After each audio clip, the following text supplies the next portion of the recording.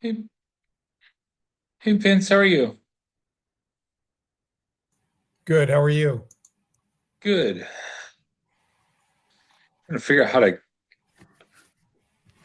get my screen to cooperate here.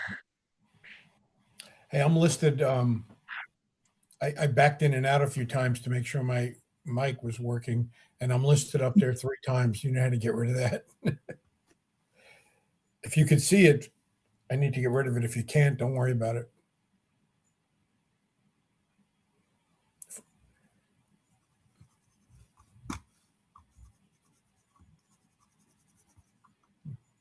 One just went away. Whatever you did, that Yeah. helped. Okay. I think as a host, I can remove people. So, Oh, okay. Okay. yeah. Good. So how's it going? There's Good. Allara. How are you? Hi, everyone. Good. How are you doing?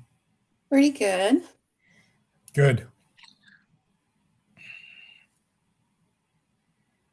It's been a busy day. Yeah.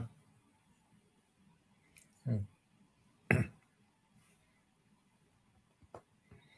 You're in Are you actually in Pensacola, Alara, or another community? I am in Bay County, which Okay. is the metro area is Panama City.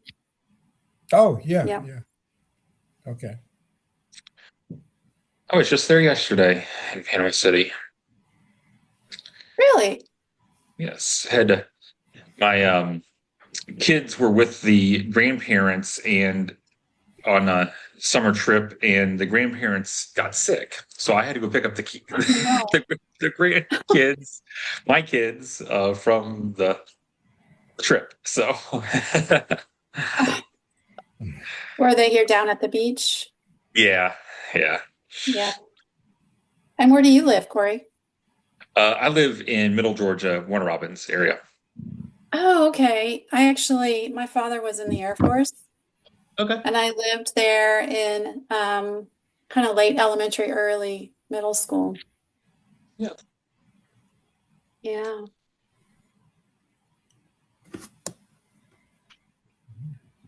Houston County. Yep. Mm. It's pronounced Houston, but it's spelled Houston.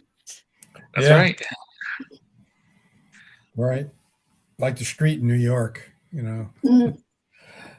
it's pretty much a barometer for people if they know they're tourists or not, if they ask you where Houston Street is.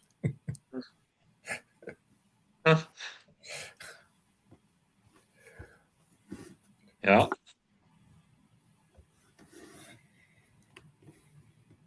I think it was done just to make people confused, quite frankly.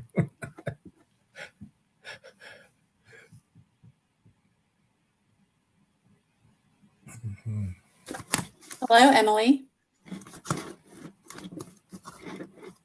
Hello, I'm having breakfast. I didn't realize my microphone was on. Oh, No, no problem.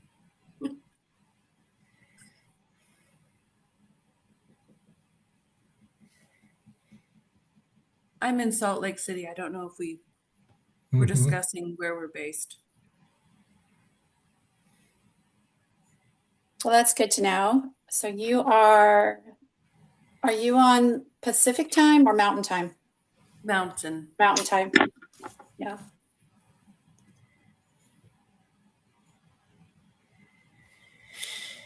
Hey, Steve.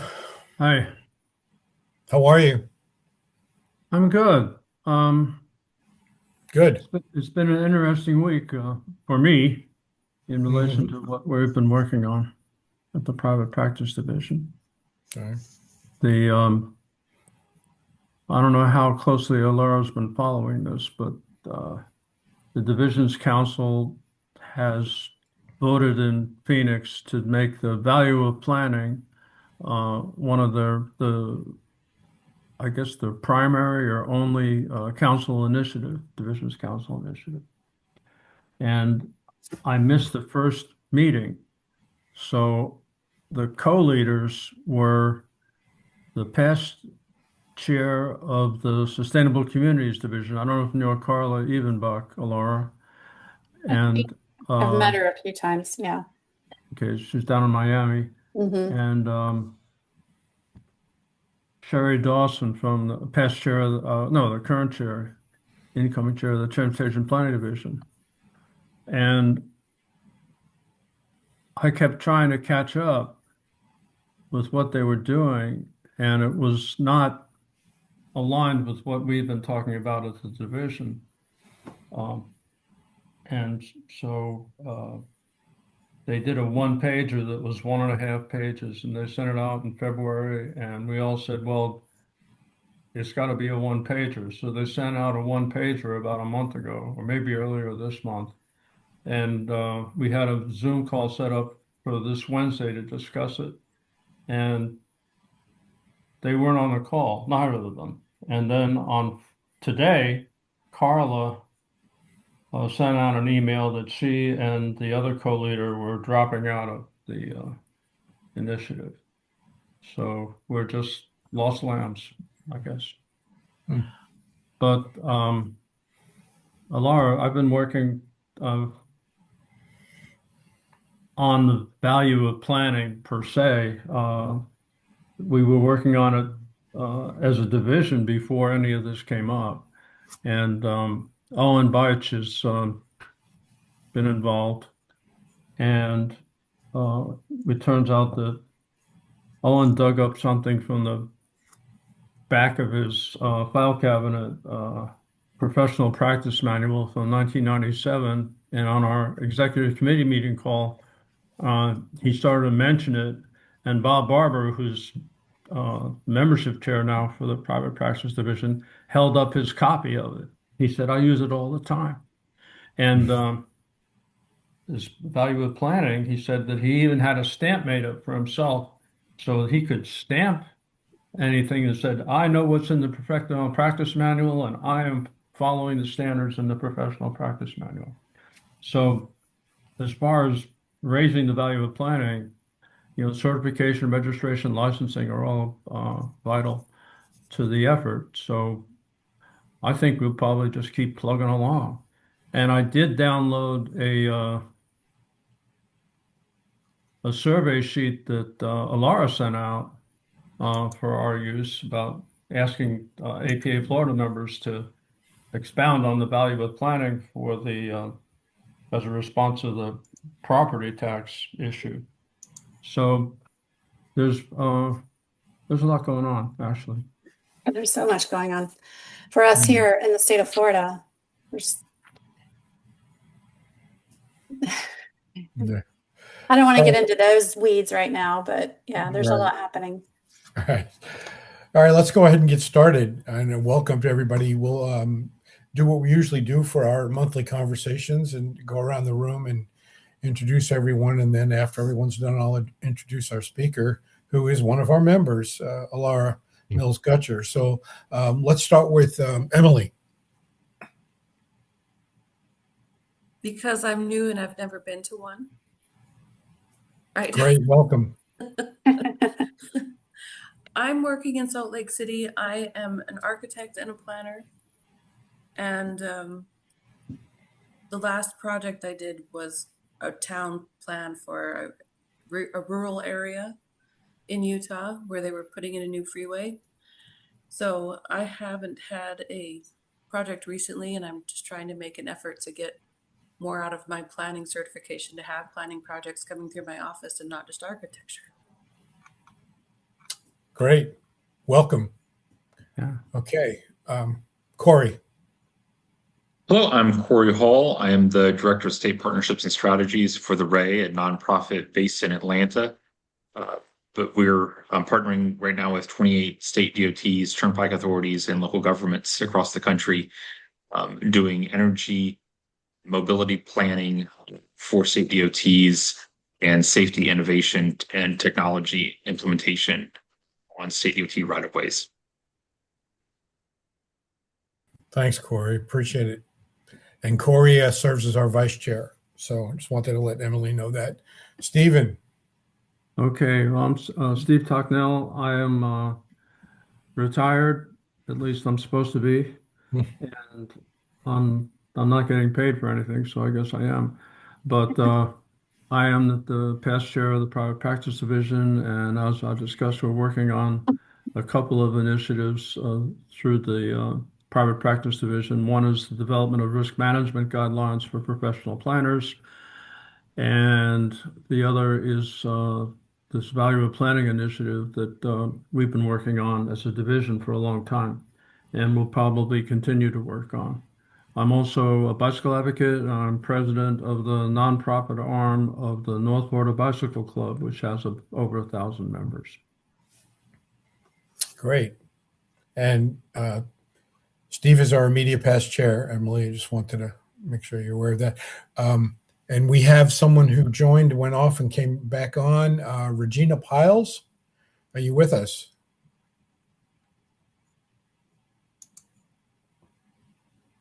Hi, Yes. welcome. Hi, Hi, tell what us, are we introduce sharing? yourself. Yeah, you want to Introductions. introduce yourself? Yeah. Oh, hi. Corey knows me. I'm Oh, Regina okay. Piles. Corey and I go back to GPA days. But I'm a planner at a private firm now, CGL Companies. I've been there for a few years, but my background's in regional planning in South Carolina, Georgia, and Virginia. Oh, great. Welcome. Great to have you. Okay. My name is Vince Cotero. I'm the professional development chair of the private practice division, and I operate as a sole proprietor under the name of City Logic, based in Cape Coral, Florida. I specialize working with clients on policy development and provide expert witness testimony. I'm also heavily involved in Rotary as a member of a club in Southwest Florida, and serve on project and technical committees at the district and international level. So I try to use my planning background in that sense as well. So today, at our monthly conversation, I am very pleased to introduce not only one of our members, but the president of the Florida chapter, Allara Mills-Gutcher.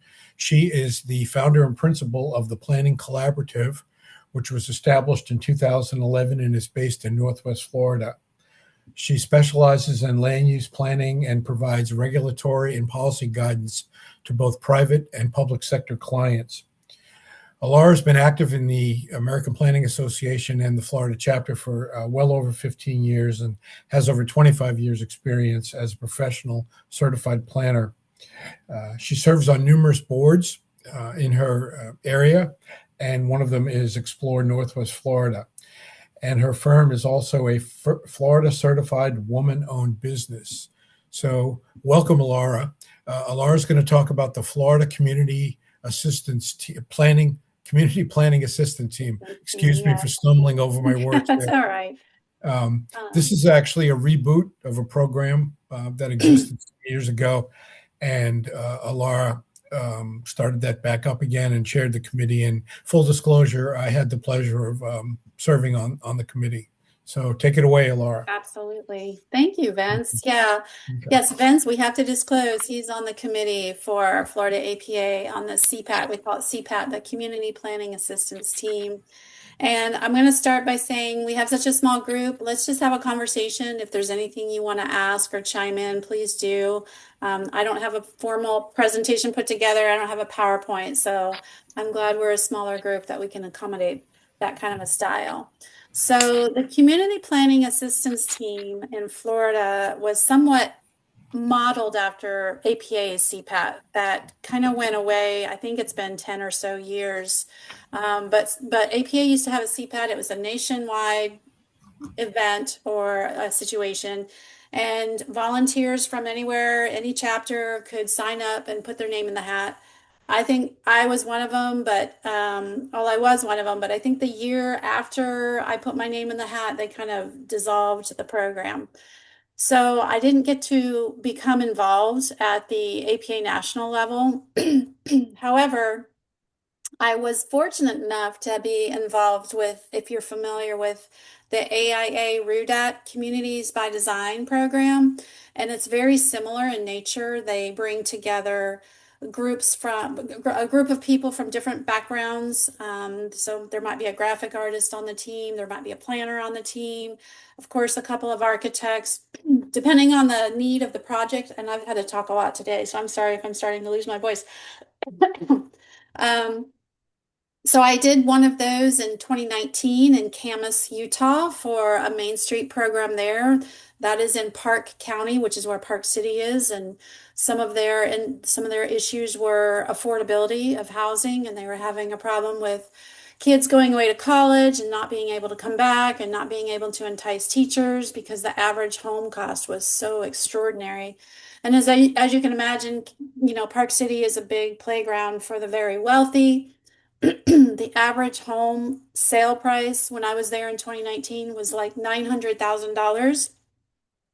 So they were trying to figure ways to help with economic development initiatives, but at the same time be cognizant of that encroachment from the west, from the Park City area, coming over to Camas and creating this second home environment that's not very sustainable for the local residents.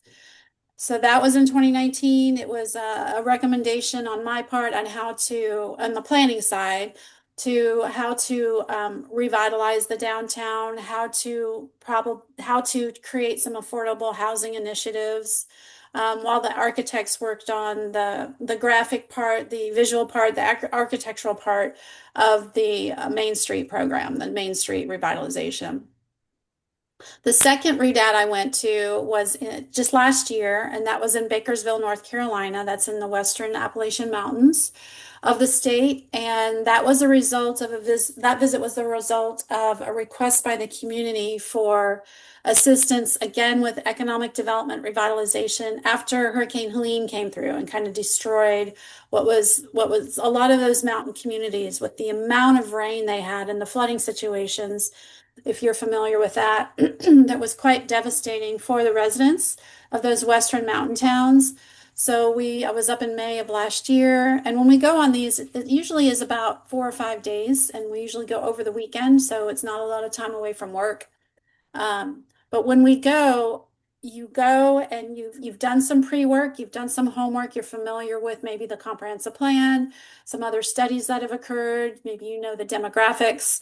But then when you go, it's a very intense, very high work situation. There's not a whole lot of downtime. So we are working from breakfast through past dinner so that we can have a really good, almost final product by the time we leave. And then when we leave, we're just doing some final touches and helping put the document into a packaged form. While we're there, we meet with community stakeholder groups. We met with the city council. We had a citizen engagement session where people came and gave us their input. So we did all the real hard work while we were there. And when we come back, we finish writing documents and put it all together and package it up. And then from there, it's up to them to implement and take it and move it forward. We don't come back. There's no follow-up visits. So the Florida APA program, CPAT, is modeled after that. Now, we did have a pilot program in 2022 in East Palatka, Florida, which a community resident reached out to APA and said, hey, we are a disadvantaged community. We've had some real big setbacks economically. Can you help us identify revitalization strategies to help spark our economic development? And so it was a really soft kind of launch of what we are becoming today. And one of our members kind of reached out to a few of the planners, primarily within the region. I think the farthest person was from Tallahassee. So from Tallahassee to Palatka might be 3 or 4 hour drive. And they went and they met with the representative of the grassroots organization that requested the service. And they were there, but they didn't really, the task wasn't to get a whole lot accomplished while we were there on the site visit. And so when they came back, they still had months to complete the strategies and the plan to give back to this grassroots organization. So there's some lessons learned there. The other thing was that I noticed that the grassroots organization didn't necessarily have buy-in from the local government. And so they weren't really involving the local government, who has, I believe, you have a higher success rate when you can get that kind of organization backing you and behind you, they can provide maybe more resources. There's maybe more opportunity for grants that way. So as we evolved our program here in Florida, that is actually a requirement of our program, that anyone who makes application to our CPAT program, you have to have buy-in from the local government. So you have to have a letter of support from the mayor or the county commission chair, whatever the case may be. So that demonstrates to us that your community is extremely interested and you have backing from your local government who might be able to help with staff support or some GIS work or some other kind of assistance that maybe a grassroots organization doesn't have access to. So we've been working on this for a couple years now. It was when I became president of APA Florida, this was something I really wanted to bring back into a big fruition, since the East Palatka project in 2022 kind of fizzled and limped along its way. They did finish and they did have a report that's submitted back. They were actually a community that reapplied for this grant session. And of course, this is a grant to the community. It's pro bono work. We don't charge them. We actually put money in our APA Florida budget to pay for the service, not pay for the service, not pay for the time, but pay for the travel and pay for the meals of the volunteers that go out to the communities. So we've had an application process open for over a year for volunteers it's a job form. You go in, you sign up, you upload your resume, you state what specialties you have, whether or not you're a housing specialist or economic development or transportation or policy planning, whatever it might be. So that as we go through and review the applications, we can best pair whoever those volunteers are with the project. This year, we opened up for the first time a competitive opportunity for communities to apply. I think we had 15. I think it was about 15 submissions, and they varied in nature and from across the state. The community that was selected by committee. There's a CPAT committee. There's a CPAT committee chair. And so we all reviewed the applications. We used like a score sheet, like we would if we were doing an RFP. And it's really very important to convey to the community who's applying that you have to tell us, we're only going to review what you tell us. And we're not going to go out and do additional research to figure out what it is you're trying to achieve here. So please be very specific in your application process. So with the 15, we narrowed it down and we met and we deliberated and we picked a town in southwest Florida called LaBelle. And their project is a historic structure they have in a park system, and they need help understanding how they can create additional uses from that. It's a historic structure to make sure that it is a gem of the community and creating maybe some activities around that.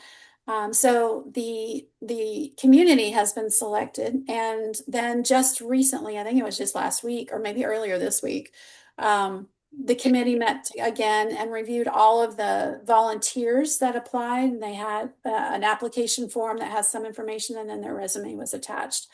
So we went and we paired, I think we picked 5 individuals. There's going to be a historic preservation person because this building is a historic structure.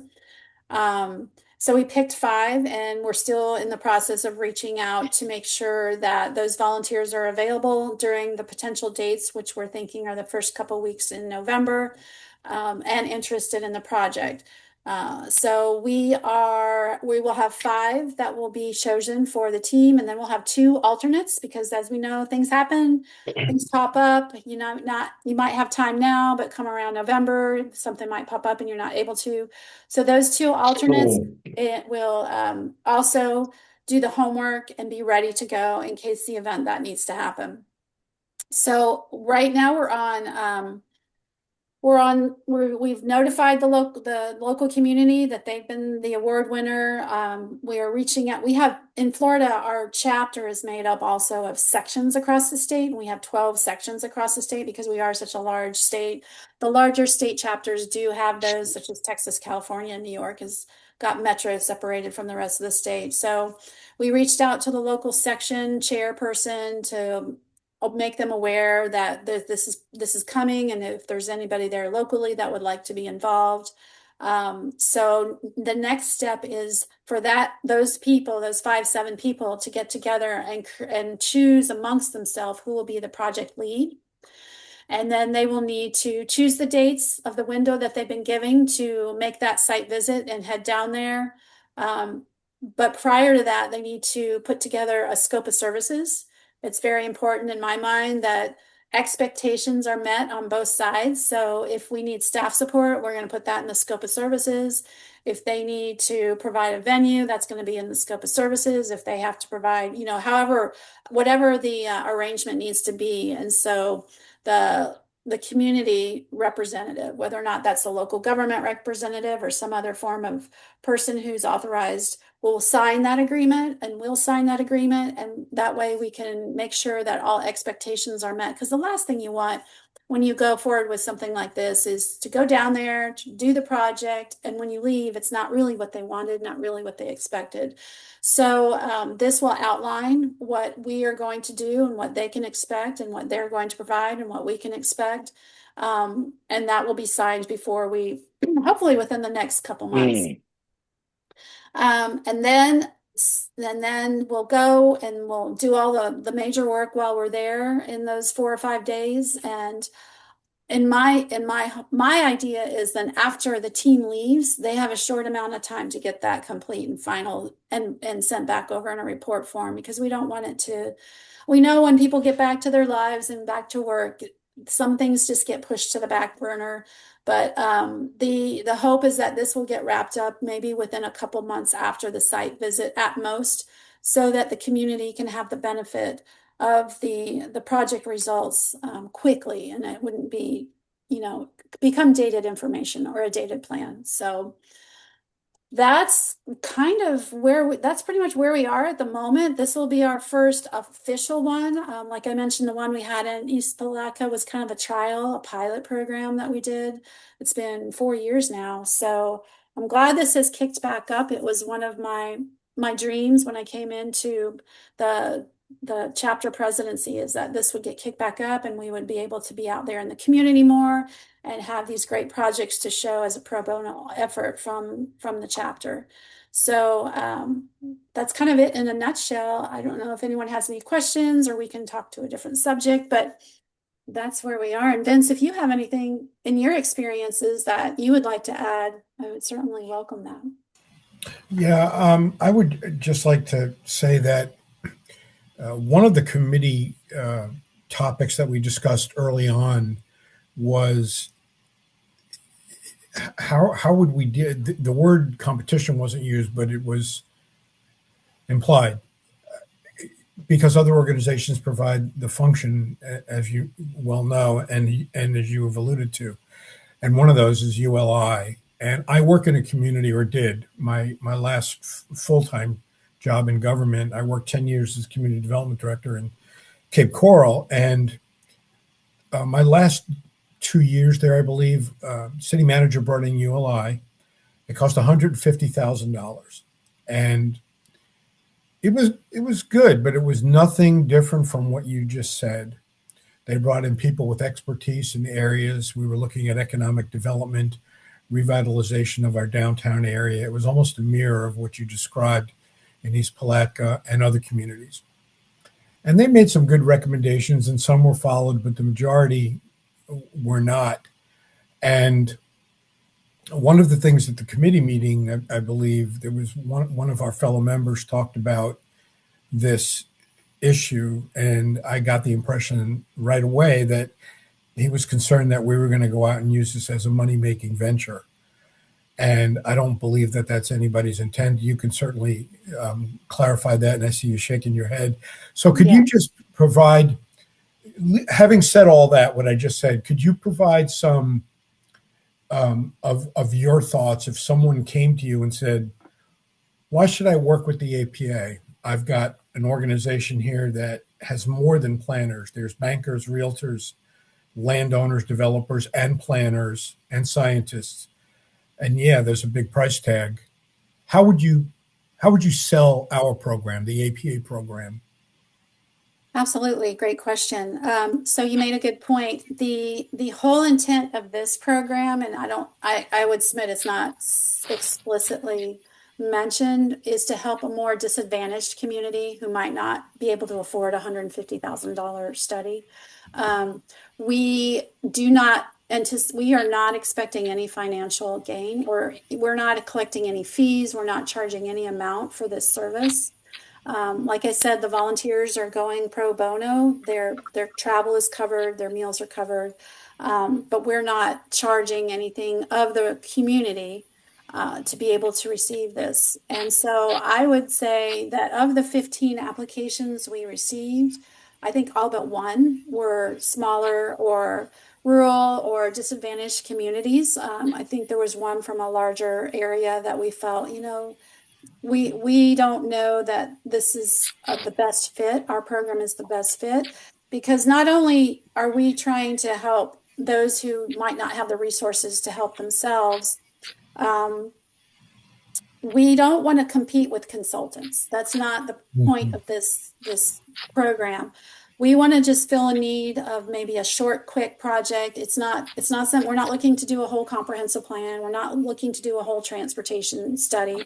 We're looking for a smaller, easy bite, something just to help give a leg up to a community that just doesn't know where to start. Maybe it just has explored different options and nothing's really panned out. In their application, they do have to state how they've already tried to help themselves. So it's not like something fresh that's not been touched yet. And so we ask for that information also as part of the application process. Okay. Let me ask you a question from the field. Did the East Palatka study include what used to be the town of Hastings? They've deincorporated. So yeah, I can share the web page where the report is posted. I just wanted to report that there's something going on in Hastings. I don't think it did, but I was not a part of that project. If you know Ennis Davis, Steve. Oh yeah, sure. He was really the leader of that project. Okay. But I think it was a grassroots effort. I don't think it was, somehow I got logged out. It had to do with the Gullah Geechee, which Ennis Davis is a Gullah Geechee heritage. So but other than that, I don't think it included Hastings. Okay. It's strange but true that East Palatka is on the same side of the St. Johns River as St. Johns County, but it's in Putnam County. And Putnam County is what do you call it, most economically deprived county in Florida or in the running. And St. Johns County is at the opposite pole. It's maybe the wealthiest county in Florida. But if you ride a bicycle down the county line, it's just all farm fields and potatoes, I think they grow. There was even, I think, a Lay's Super Bowl ad for somebody in Palatka, family farmer, supposed to believe that potato chips are wholesome, I think. They had a little girl, chasing a truck with a potato had fallen off of or something like that. But that's Palatka. And it does need help. It does, and it has a lot of upside potential, I'd have to say. Yeah, and therein is why it was really important for me that we ask for buy-in from the local government, because although we can make these recommendations and put this report together for a grassroots community, if they don't have the effort, if they don't have the resources, if it's just one or two or five people that have come together to try to do something as a grassroots effort, I just feel like the efforts that we put into it might get lost down the road because there's just not any follow-up. It's I mean, it's a challenge, I think, in general for planners to address the overall public interest, and as opposed to the wealthier jurisdictions that can afford planning services or land developers who have something to gain. And this is a big gap, and I'm really glad to know about that this is coming back. I had good intentions to get involved with East Palatka, but I never followed through on them. But I have done work like this in other capacities, though. Well, I'd like to ask the group if anyone else has done anything like this and what your experiences were. I did, but not through the APA. It was through years ago through a regional planning council where I worked. There were some planners in the region that came together and tried to help some of the communities. And the criteria was pretty simple at that point. It was communities that had planning staff, and we would use our resources to try to work with them and actually help them, not through day-to-day activities, but more of the long-range projects and developing policy, comprehensive plan, things like that. So it was a little bit like what you're talking about, but it was done really through an agreement of the elected officials. Mm-hmm. Tennessee had I mean, for about 50 years, Tennessee had a local planning assistance office. I think it's actually a state planning office, but they would assign planners to a number of jurisdictions, and the governments they served only had to pay a fraction of what it actually cost to run a planning office. But eventually, the funds were so limited that the planners were stretched too thin to be effective, and they kind of phased it out. But the mayor of Chattanooga, or the past mayor of Chattanooga, who was a member of the private practice division, began his work with the Tennessee State Planning Office on providing assistance to small municipalities in Tennessee.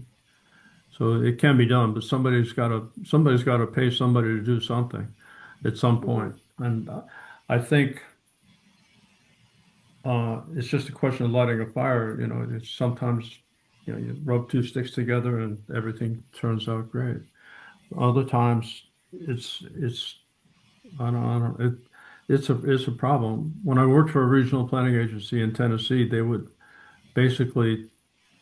take the money that we could get for urban transportation planning or something, but we were expected to do a lot of work for places that didn't have a lot of money to spend. We were borrowing from Peter to pay Paul, honestly. I know one thing, I participated in a program here in Georgia many years ago. It was a tourism program, and I was asked to come in as a transportation planner on a specific tourism project. And so it's a very similar kind of a project and program, but it was funded through, that program was funded through tourism development funds through the Department of Economic Development here in Georgia. But it's similar. But this does kind of remind me of some things that you hear about university planning schools do with student work. Yes, that's student work versus professional planners, but it's along those. It has the same spirit in mind. Bringing in planners into communities that may not be able to be affording some of these planning efforts and things like that. So, but that kind of reminds me of some of that, and I've heard about that in many states, frankly. states that have those kind of university programs. And we do in Florida. I know Florida State University students have a studio project every semester of a certain class where they go and pick a project out in the community. I know they've done park plans and various things. So yeah, but you're right. Student product is not the same as a professional planner product. Yeah. I was a judge in the student poster competition, and I can attest to that. Allara, does National APA still have their program? I thought they did something like this. They did, and I don't think they've done it in at least 10 years, maybe a Okay. little longer. I don't know why the program was canceled, but they did do this. There's still a planner's day of service and a division, and I guess the host chapter collaborate on the planner's day of service, but the planner's day of service is scheduled in advance of the conference. So it's very hard to for anyone to participate. But I know that there was one in Detroit, and I expect there'll be one next year in Houston. Yeah, I think it's a little different than this model because this is actually coming in and identifying a project in the community that you're it may be it may have started in the same place and just gone off in a different direction. But the intention is the same. I mean, basically, it takes some need that planners can meet that's not being met because of it's a disadvantaged community or something like that. I know the Women in Planning Division did it a couple of years ago, and it was a lot about what do you call it? I can't remember what the euphemism is, but people with discrepant learning styles, kind of thing, like autism scale or something, ADHD, or people with learning disabilities. But I can't remember exactly what they did.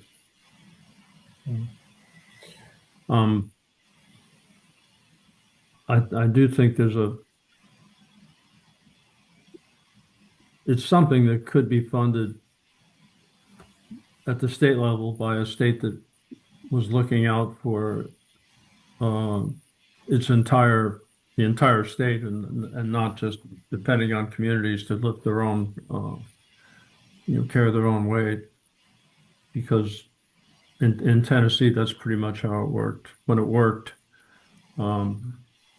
the state was putting a lot of money into planning for small communities, and not a lot of them turned out to be big communities. Like Franklin, Tennessee, started out with a local planner from the local planning office of the TSPO. And then they made him full time, and then he had a staff, and now Franklin probably has, I don't know, 20 or 30 planners. So it was a way to kind of get to light the fuse, I guess you could say. Hey, Allara, can we pivot a little bit? Can you expand or talk about some of the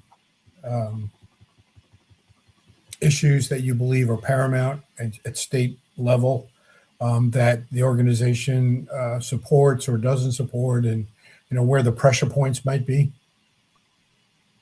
Been a year for sure. The Florida legislature, for those of you outside of the state, is we have a trifecta of Republicans, right? We have the governor who's Republican, the Senate is Republican, and the House is Republican, all Republican run. So, and it's been like that for for a few years, and it's probably going to be like that through the next election, although we do have a good Democratic candidate for governor. But I don't see the House and the Senate changing. So accordingly, they're very developer friendly, and they receive a lot of chatter in their ears from that kind of demographic.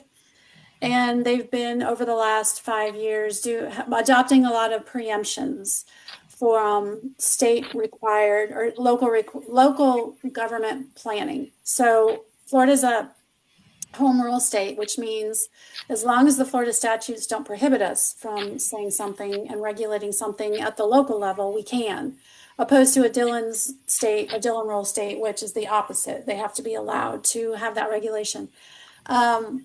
So we've had several preemptions over the past 5 or 6 years. This year, not necessarily directed at planning, but we've had one that speaks to net zero policies and greenhouse gas emissions. And the intel I have is it's coming from a legislator that's down in the Miami area who was not happy with a transit situation that was, I think, aiming towards that kind of demographic. And so we have a bill now that becomes effective January 1st that basically squashes any DEI initiative at this local government level. So you can't have an office that talks to it. You can't have an employee that supports it. You can't have money that is spent into the community that supports any of those types of initiatives. And some local governments have gone far enough to say, even though it's not explicit in the bill, that you can't pay for memberships to organizations that support those initiatives. And the two examples that I've seen so far are Sumter County, where Wildwood is, for those familiar with Florida, and the other is the City of Clearwater. And the City of Clearwater has gone even one step further to say, not only are we not going to pay for your AICP and your APA memberships, Sumter says they're also not going to pay for ICCMA, which is the City County Managers Association. But Clearwater has said, we're not even going to let you participate in an APA meeting or an APA webinar with a county device on county time. Can't do it. So we're really concerned about membership levels with that bill passing, becoming effective January 1st. And the net zero bill passing specifically says, local government, you cannot use taxpayer dollars to pay for memberships to organizations that support net zero policies, which APA does. They have a climate change guide, and in that climate change guide, there's a whole section about net zero and what APA is aspiring to by 2050. Don't blame APA for that. Don't blame the APA for any of it. It's part of who we are as planners.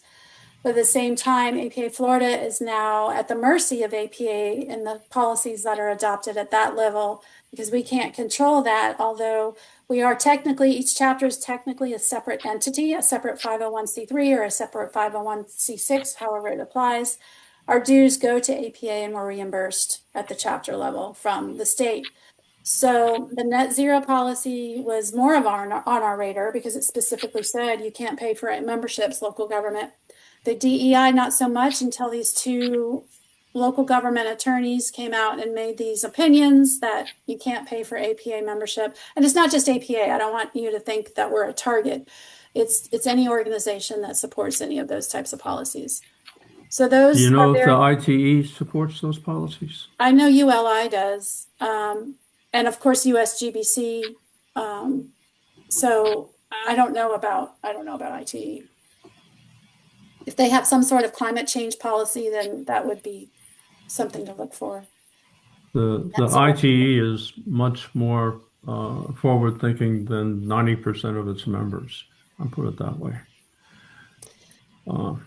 So there's that. And then, of course, with our property tax initiative, which I'm hearing we're not the only state, we're the first state. We're the first state that's taken it to the ballot, but we're not the only state that's considering it over in the future era. But This is an initiative that goes on our constitutional ballot vote in November with the governor's race to eliminate non-school tax, ad valorem tax from revenue generating resource of local government. So it would be a big hit. It would be a big setback for local governments to lose that revenue, which it can be anywhere from 25 to 40% of what they're collecting. And it reduces the first year, it reduces the threshold for assessed value to $150,000 of a homesteaded home.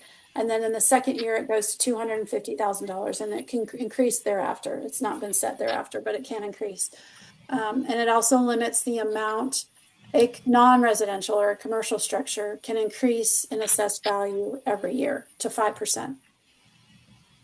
So that, of course, has the local governments really concerned about what it is they're going to be able to pay for in 2027. And of course, they have to adopt their budgets by the end of September. Our fiscal years are from October 1st to September 30th. And the ballot initiative isn't until November. So they have to adopt a budget before they know what's going to happen. I'm hearing some of them are adopting contingency budgets like a plan B, just in case, which is what we as a chapter are planning to do. We're going to have our initial budget that we have to adopt at our membership meeting in October, and then a plan B in case the property tax initiative passes. Right now, the polls are showing it's right on the line. We have to have 60% in favor to change for a constitutional amendment, and we're kind of right on the line until people understand the implications, and then they're kind of swaying into a no. But just on face value, of course you want to save on your property tax. You don't want to have to pay that. Of course I'm going to vote for that. So it's a time or tell. APA Florida is going to spend this substantial amount of money on a campaign to help educate voters accordingly, so that hopefully we'll move the needle a little bit. And we are part of a coalition of the Florida League of Cities and others that are also working toward voter education. Yeah, I think there is some overlap between that and the Divisions Council Value of Planning initiative. And yes, part of what Allara sent out to the APA membership was it was a survey, but it was really a box. The planner could fill in about why each planner feels like they're making a difference or that they're providing an essential service.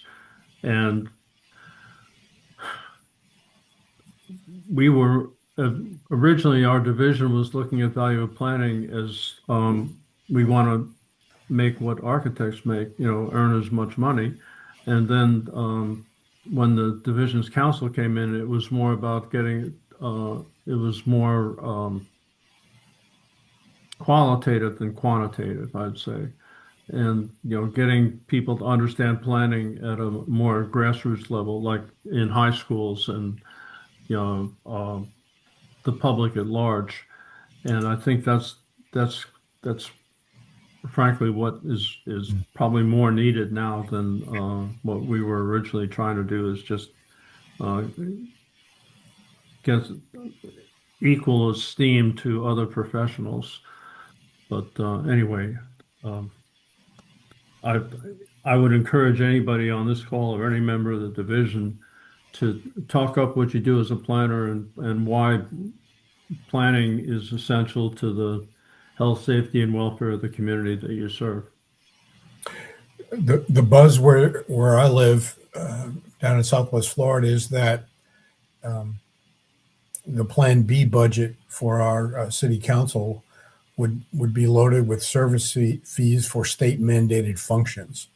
And for those who aren't aware on the call, our fellow members, Florida planning is mandated. So I don't know how that's going to work out.